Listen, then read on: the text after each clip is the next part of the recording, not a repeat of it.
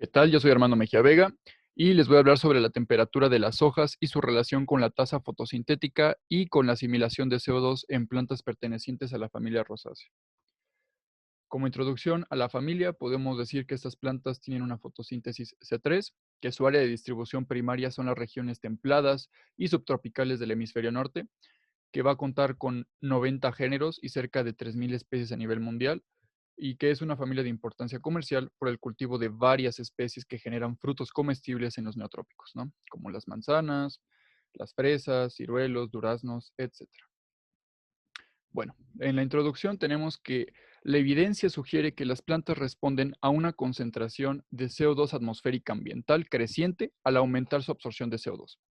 La concentración y la temperatura atmosférica de este gas van a ser factores asociados que influyen en el medio ambiente global, por lo que la respuesta al aumento de la concentración de CO2, la temperatura y sus posibles interacciones es de un interés muy significativo para una futura productividad agrícola y natural. En general, un aumento en la temperatura contrarresta la supresión de la fotosíntesis debido a una concentración elevada de CO2, pero bueno, los efectos sobre el crecimiento de las plantas pueden ser positivos o negativos dependiendo de la especie.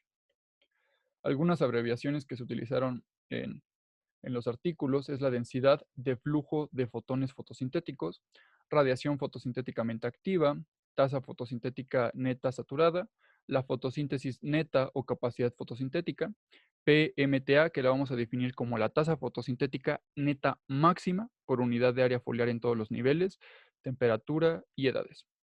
WW para plantas bien regadas y PD para tratamientos periódicos de sequía.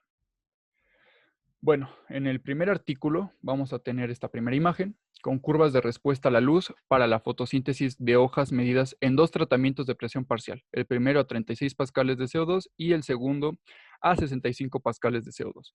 Aquí vamos a tener la densidad del flujo fotónico fotosintético y aquí vamos a tener la tasa fotosintética, ¿no? Aquí medida en micromoles de CO2 y aquí medida en micromoles de fotones.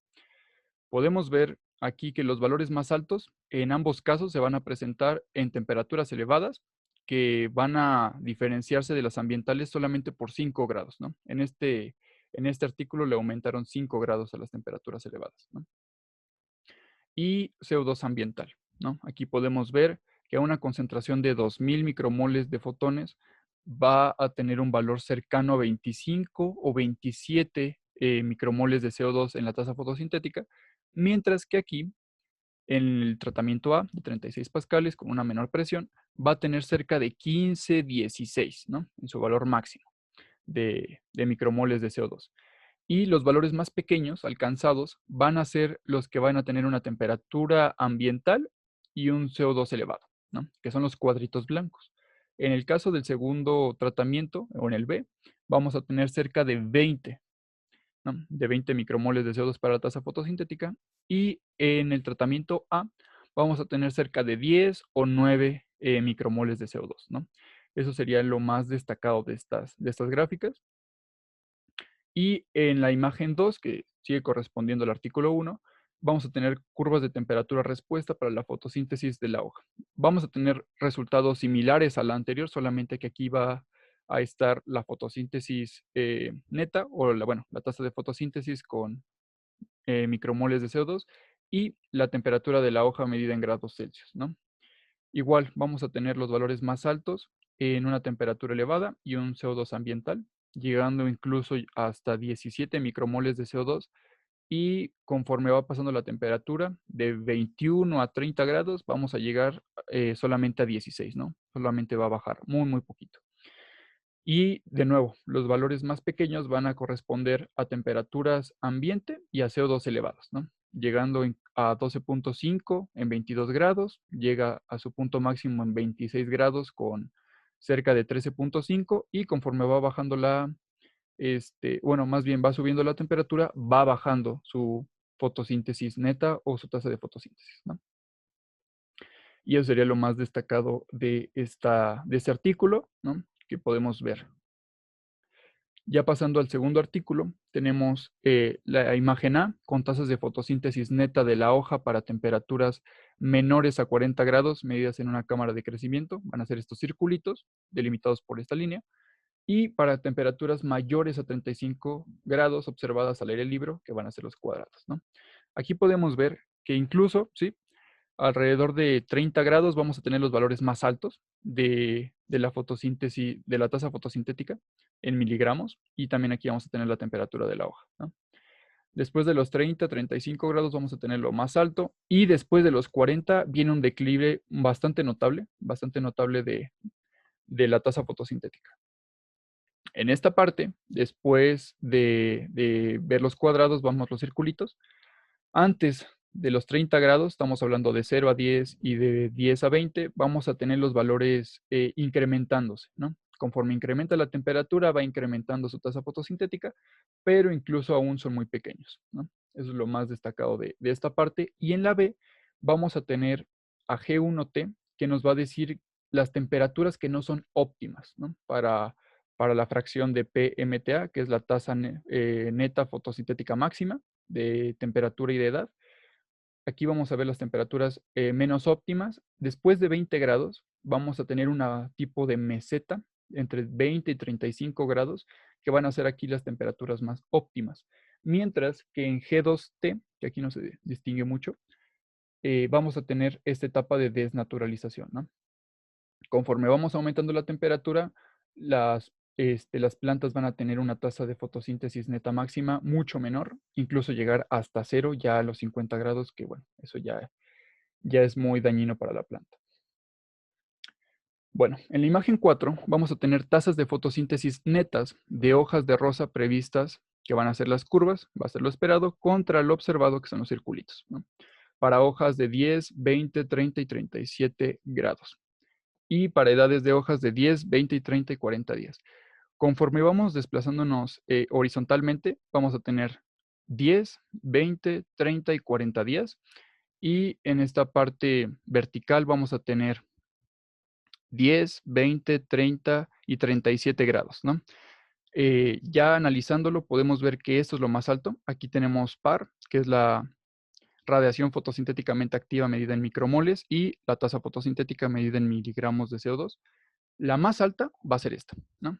A una temperatura de 37 grados y con una longevidad pues bastante considerable de 40 días, llegando incluso a entre 1000 y 1100 milimoles. Vamos a tener los niveles más altos de la tasa fotosintética, llegando incluso a 90, ¿no? Y los más bajitos los vamos a encontrar aquí, ¿no? En una temperatura no tan óptima, que es lo que veíamos en la tabla anterior, y una edad pues bastante cortita, ¿no? 10 días, que van a tener los valores más altos entre 50 y 52 miligramos de CO2, ¿no? Eso es lo más destacable, son muchas y oscilan, pero lo que sí podemos ir viendo es que conforme van avanzando las edades y las temperaturas, van a ir aumentando las tasas de fotosíntesis, ¿no? Entonces, eso es lo más destacable. Junto con estas son las dos más altas, ¿no? Si lo podemos observar.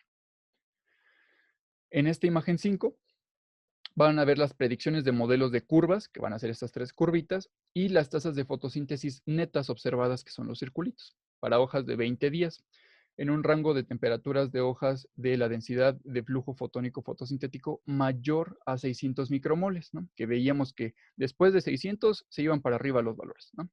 Aquí tenemos para 600, que serían esta curvita, para 900 y para 1200, ¿no? Vemos que para 1200 cumple con lo anterior, ¿no? Entre mayor concentración de PPFD, vamos a tener una mayor tasa fotosintética. Y aquí también, conforme va aumentando la temperatura, evidentemente vamos a tener pues mejores resultados, ¿no? Aquí es muy poquito, ¿no? De 0 a 10, llegando incluso entre 5 y entre 7 grados, tenemos ya un crecimiento mayor.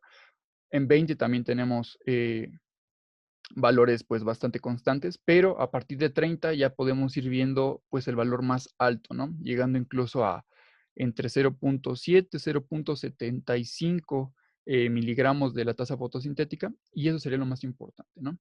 Tener en cuenta que entre mayor temperatura y entre mayor flujo de fotones o en mayor luz, vamos a tener pues una tasa fotosintética mucho mayor.